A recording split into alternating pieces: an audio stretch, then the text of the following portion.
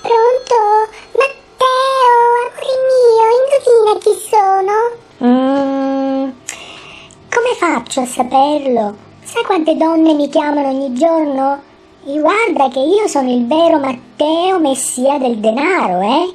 Ma dai, Matteo, proprio non ci arrivi?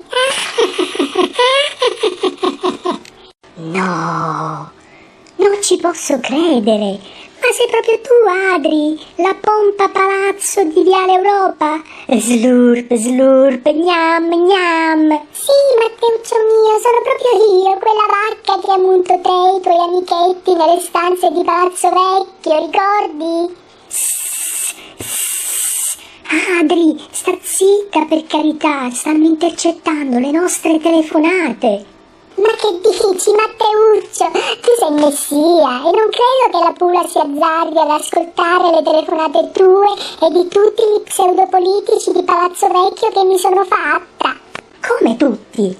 Adriana, ma proprio tutti?